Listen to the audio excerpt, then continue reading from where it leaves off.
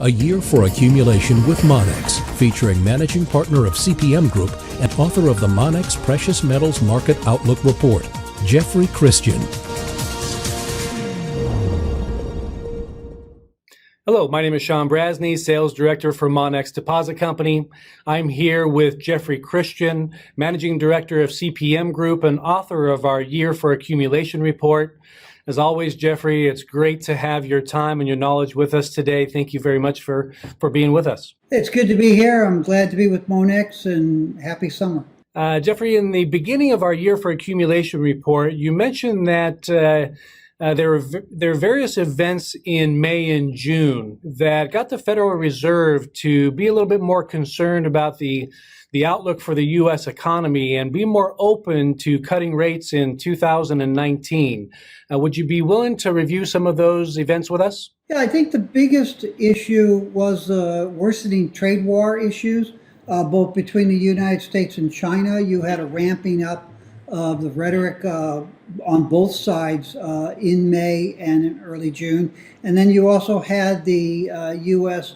go after Mexico and threaten major trade sanctions and tariffs and tariff and duty increases and import restrictions. And I think that put a real shock into the economy. We saw it in the stock market, we saw it in precious metals, and you saw it on the Fed. I mean, the Fed basically looked at this and they said, you know, we have an economy that is strong, but it has pockets of weakness.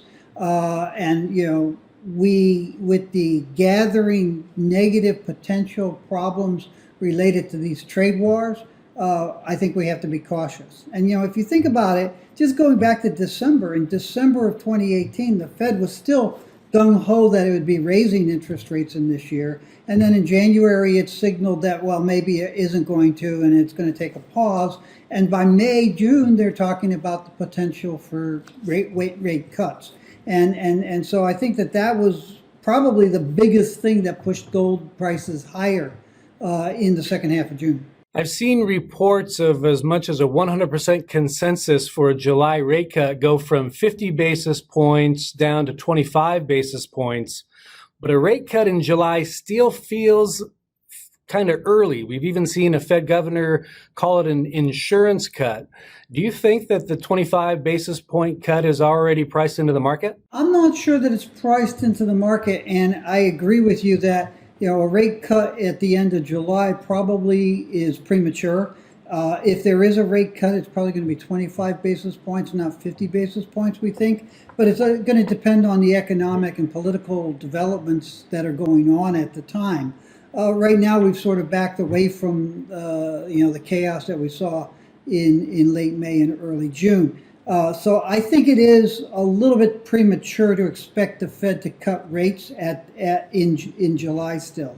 I think that the Fed is right to be concerned about the economic health and the risks that are being presented to economic activity and the equity market by the trade wars and events in the Persian Gulf and other factors. But I also think that the Fed is right to be very cautious about being too easy too early. And so I think that what we'll see is the Fed will continue to be cautious. They'll continue to indicate that they're willing to cut if they need to. But unless we see a major deterioration in economic trends between now and the end of July, I doubt that we'll actually see a real cut in interest rates by the Fed. Also in our Year for Accumulation report, you mentioned several factors expected to influence global gold investment demand. Would you be willing to review some of those factors with our listeners? Yeah, I mean, you know, we've always talked about 5 or 6 factors that are really the key issues. And one of them is inflation. Gold works well as an inflation hedge. It also works well as a deflation hedge, I should mention. But the reality is that inflation hasn't been problematic in the United States really for about 30 years now. So gold really hasn't been tested as an inflation hedge. And if you look at the current situation, while inflation can come back and deflation can emerge, the reality is that inflation is probably the least of our economic worries. We have a lot greater risks in the stock market, the bond market, and currency markets. And there's a tremendous amount of uncertainty about the direction for stocks They're at record levels by some measures, depending on which indices you look at. There's tremendous uncertainty about the bond market trends. And the dollar, while it still has some things going for it, there's clearly an anti-dollar sentiment building up on the part of foreign investors and central banks. So I think that there's increased risks in the currency market, and gold does well as a currency hedge. There's increased risks in the stock and bond market, and gold's primary thing is a portfolio diversifier and a safe haven. A safe haven in times of political, economic, financial unrest, bank instability. We're seeing the banking industry go through major cuts. Deutsche Bank, the day before we taping this, announcing that they were laying off 18,000 workers or more, getting out of the equity markets globally and further cutting back on their investment banking operations. You're seeing a tremendous amount of financial market instability and uncertainty. You're seeing concerns about the currency market. You're seeing concerns about the stocks and bonds.